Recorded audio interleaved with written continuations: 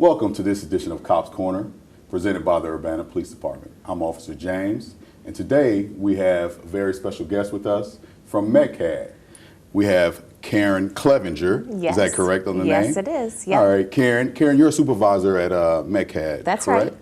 And METCAD is our dispatching center. That's is that right. correct? METCAD is the 911 center for Champaign County. We're the public safety answering point for Champaign County. So we answer all the 911 emergency calls and non-emergency calls for Champaign County.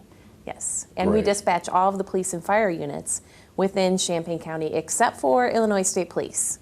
Okay, so when you say everybody, you mean Urbana, Rantoul, county, Yes. the deputies, Champaign as well, Right. even though they run their thing like their own government, but it's, Champaign, Urbana, Rantoul, the whole, what about like Muhammad and places like Right, that? all the villages, the police villages, yes, we dispatch for them as well, and for their fire departments. The rural fire departments are usually volunteer, but Urbana and Champaign Fire are the metro departments that we call them.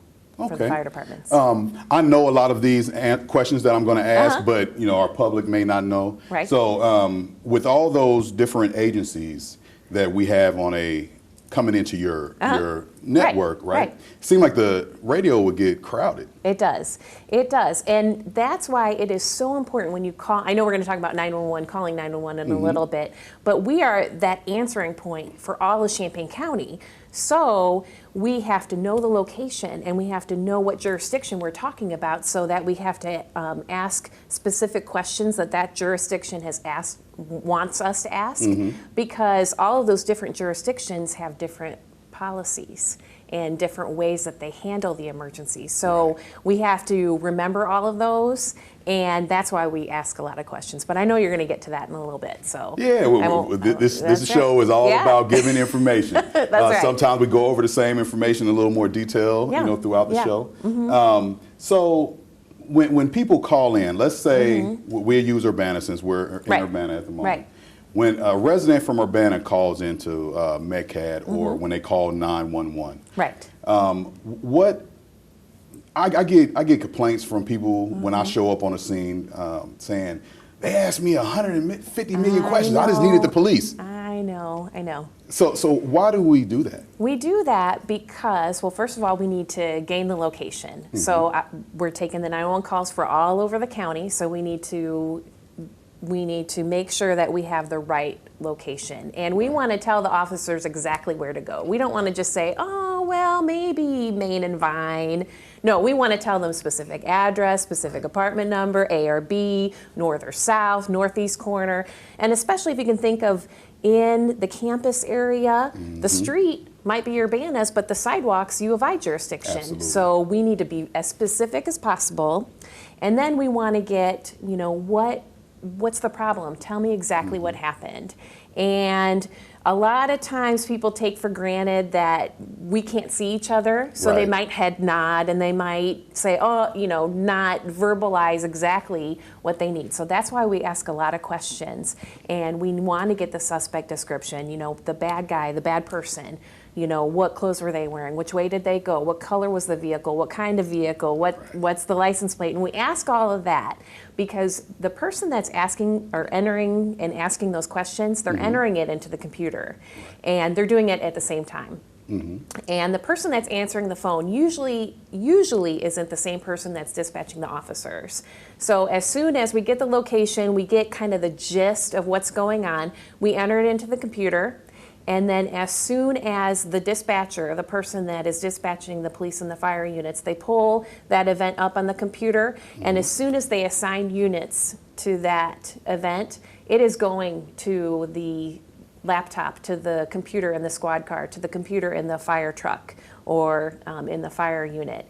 And so all that information is being captured for the responders. So you may think, oh man, I'm answering all these questions. Where is it going? Does it mean anything? Yes, it does, because it will be verbally told to the officers, the fire units that are responding, but then also the other police units that are on in the area can look at that ticket in the computer and look up all that information and all those detailed information, about the suspect, about the name of the person, which way did they go, the license plate, the kind of car, and get all that information, and they can be aware of, the crime of the incident.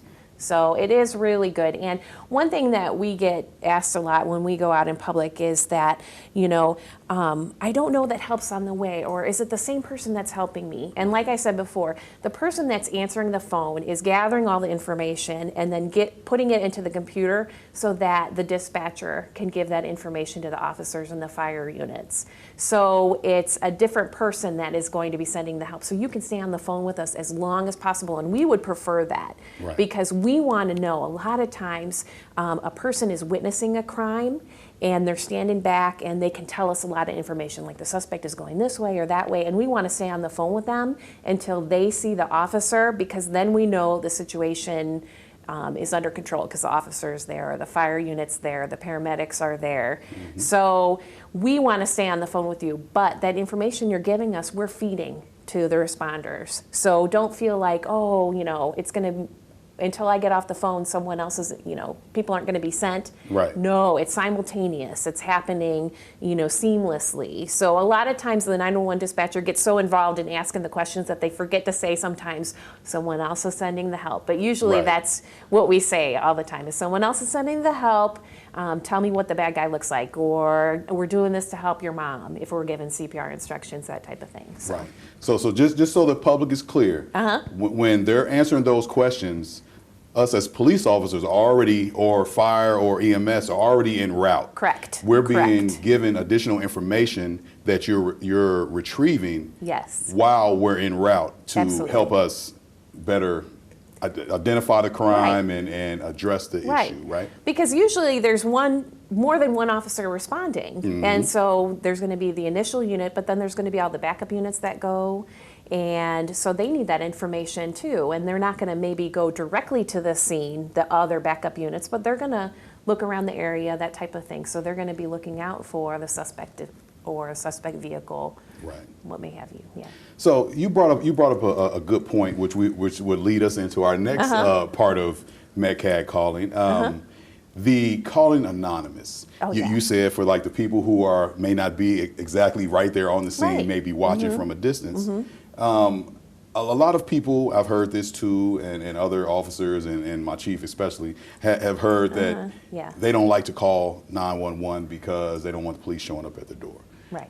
Because of fear of retaliation or just not want to look like a snitch. So how does the calling anonymous work? Well, what happens is that we have to get the location of the incident. Like I said, we like to be specific because we don't want to just say, oh, there's a bad person in the area of, no, we want to be specific, right? So we want to get the apartment number or the north side of the building, south side of the building, what the apartment, the address, the street address. So what will happen is we're going to ask you, what's your name, where you're at, because a lot of times if people can't say, if they can't give us a specific location, we want to use a location we know as a reference point. So we're probably going to ask you your apartment number or your street address, that type of thing. And we're going to ask you your name. And you can say, oh, I don't want them to know that I called. I want to be anonymous. And we never, ever give out that information to anyone of who called, only to police officers, or if the fire unit needs to know who called, that type of thing. But we never give that information out, and we put on the event what we enter into the computer that the caller wants to be anonymous. But the important thing is that if you can, do leave your name, because I know a lot of time the officers, they want to verify what that person witnessed and what that person saw, right? We need they want to verify it because if there's a reason why you're calling, because you're getting that bad feeling, something's not right, and to make sure that the situation is taken care of and that the officers don't have to come out again, right? If the officer can talk to a person and kind of verify the story, then there's more action that you can take, right? Absolutely. But you know, if the offender calls and said, hey, who snitched on me, or, you know, who called 911 on me, we don't give that information. Yeah, and we're not either. What will happen from our end, to piggyback on, when they give you this information, we will have a name and a phone number, and it will say they want to remain anonymous on the ticket. Yep. And sometimes we'll ask, is there a call taker? And you guys will say, well, they want to remain anonymous. So, you know, we get a reminder. We're really tight with our info. info. We get a reminder that this person did not want to be contacted in this manner. Sometimes people say, unless needed. Right. You know, and then we have different ways where we can call. You know, that's where we have that number. We can call and ask information later on, you know, or from a different location, not to out the person, you know, so we're not going up to the house. So calling anonymous is really anonymous as far as not letting the bad guys or the other public know that you called. Right, absolutely. So just have to tell us that and explain that to us, and you won't be the first. So if you're calling, I'm going to be the first person anonymous. No, and we get that. We understand that, but we want to provide as much information because obviously something bad's happening, or else, you know, you wouldn't call and you wouldn't have that bad feeling to call. So we encourage information, and we just wanted, and it seems like we're trying to get all the information, and we are, because we want to put the story together for the officer. We want to put those puzzle pieces together, because a lot of times they just come, you know, a call with a little bit of information here and a call with a little bit of information there, and we kind of try to put it all together in being, you know, the big crime that's happening or the big emergency that's happening.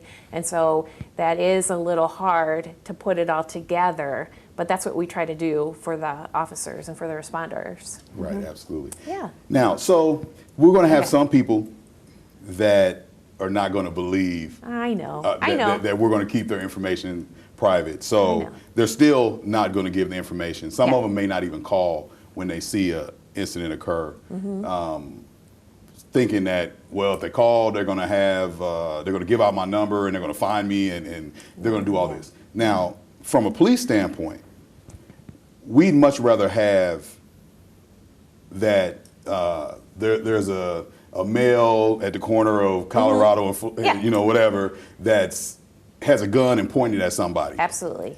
Instead of not calling at all. Correct. And yes, METCAD will ask that information. We will. Yeah. But if you refuse to get information because you know you still don't believe us right now, the information will still get out there. We still want you to call. Yeah. Right. Absolutely. And the one thing that as 911 call takers, dispatchers, you know, we're sending our friends to these calls. We're sending our husbands, our uncles, our mothers, our aunts, you know, to these calls as first responders. So, of course, you'd want to get all the information for them, wouldn't you, if they were going to put themselves in danger? So that's just the aspect or the way that we're looking at it, is that we're trying to get all the information that we can, because we're sending our friends, you know, to take care of these calls, to take care of these crimes. It's not to pester you. It's not at all. Get all into your business, as people say. We want everyone going home safe at night. Absolutely. And so that's our goal. Absolutely. Yeah. Well, we're going to transition over to another part of where police work with METCAD is during our traffic stops. Yes. Sometimes when we pull a car over, we're gonna get behind them. You know, we're gonna notice the violation, and then we get behind them. We're gonna run the plate. Right. That's probably the first thing that we do. And you do that for officer safety reasons, correct? Absolutely, we do it for officer safety reasons because we need to know who we're dealing with. You know, the owner of the car may have a warrant, may have weapons charges or something that we need to make sure that we're not walking into a trap. Right. Exactly. So when we contact you guys on a call, sometimes we're still in the car before we even get out. What type of information are we asking? Well, you are giving us, first what your badge number is, because there's, like I said, there's other departments that we dispatch for. So you have to hail us, tell us who you are, what location you're at, and then we want the plate, and then we want the vehicle description, 2-door, 4-door, that type of thing, if you know it's a Malibu or Impala or, you know, that type of thing, and the color. So those are very important things. And then any other things that you tell us, like sometimes the officers might say, oh, and it's occupied 4 times, so there's 4 people in this car. Right. Or if there's the obvious, just ran a stop sign, that type of thing. But usually that's the information that you give us. Mm-hmm. And so a lot of times though, are you able to get on the air right away? Sometimes you have to wait a little bit, right, because absolutely. There's other officers it gets doing busy, traffic like all the stops. There's people other that we officers, said, right. Flagging down people, or people are flagging them down and things like that. So you have to wait until there's time. The frequency is available. Right. So sometimes we may get behind you with the violation that happened at right. Main and Vine. Right. and may not stop you until Vine and, let's say, Illinois. That's because true. we had to get this information out, and we don't want to stop them without right. you guys knowing where we're at. Absolutely. It's an officer safety issue again, and we want everyone going home safe at night. So we want that information, so if something does happen, that we can give it out to all the other agencies, all the other units, and that we do have the vehicle description, we do have the license plate, that type of thing. And then we can kind of tell which way you're heading, that type right. of thing. So we want all that information so that you're safe, the officers are safe. Because aren't traffic stops and subject stops and domestics one of the most dangerous events for officers? So we take that really seriously on our computer, and on the event screen, it's the very top thing, our traffic stops and subject stops, because we understand and we recognize that that's a dangerous situation for officers. So, because you're initiating a stop with someone that probably isn't so pleasant, but right. it's to make us safe all around. So. Yeah. Sometimes we don't know who we're dealing with. Even because right. people drive other people's cars, and sometimes the owner of that vehicle, or registered owner of that vehicle, may be somebody with a warrant. True. And a person who's driving it is not that person. Right. We don't know though until we make contact with them. Absolutely. Or it may be somebody driving somebody else's car and they got a warrant and they just committed armed robbery. We don't know that. That's true. Sometimes we don't know that. So we walking up, if you guys don't know where we're at, you don't know where to send help to. That's true. That's true. And I just saw on the news today that an officer was pulling a traffic stop and the woman was choking. And so he actually performed the Heimlich maneuver on the driver, because she was calling 911 at the time. Good job. Yeah. Good so. job. It's a win-win on that one. Absolutely. Yeah, we always love to have pleasant outcomes. That's right. We're not there to fight with you or inconvenience you for the most part. Right. We just want to make sure the public is aware of that. Right. So is there anything, Karen, that we didn't cover about METCAD that people should know? One thing that I want to stress is with cell phones and sophisticated devices that we have, we still have to ask you your location. Because sometimes we may not be able to get the exact location that you're at. So we can get up to about 1,000 feet of where you're at if you're calling from a cell phone. Right. But so like, let's say you're at Lincoln Square Mall, we won't be able to tell what particular area of Lincoln Square Mall that you're at. Right. So it's very important to tell us what the location is, where you are at. Another important thing is that with our sophisticated devices, sometimes they're in our pockets or our purses and they accidentally call 911. Right. Just stay on the phone with us and tell us that it was a mistake. A lot of times it's hard to differentiate laughing and crying on a cell phone. So if you do accidentally dial, just stay on the phone with us, tell us what happened, that type of thing. Don't just hang up, because then we're going to try to call it back, and then we're going to show up at your door. And then you may show up at the door. So that's one thing, is to really be careful. And then if you have kids and you're giving them your cell phone to play with, take the battery out, because even if it's a cell phone that doesn't have service, if it has a battery in it, it is capable of calling 911. So make sure that if you're given, as a toy or something they'll play with, that's good. But take the battery out so that it can't accidentally call 911, because it can do that.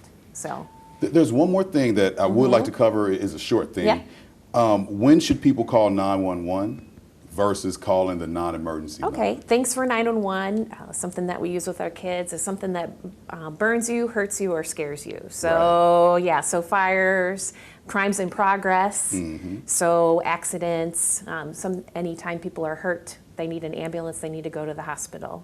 So those are good things to call 911 for. Non-emergency issues would be parking complaints, barking dogs, loud music complaints.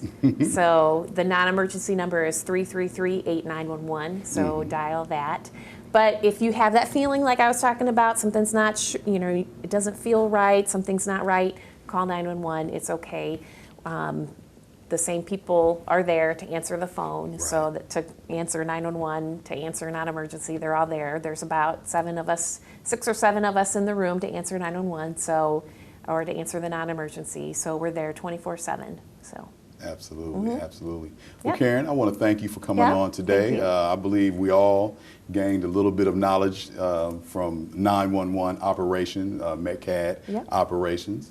So if you ever have any questions that you would like for us to answer on one of our shows, just email me at the email below, and we can either have you on the show to discuss the issue or talk about the topic at a later show.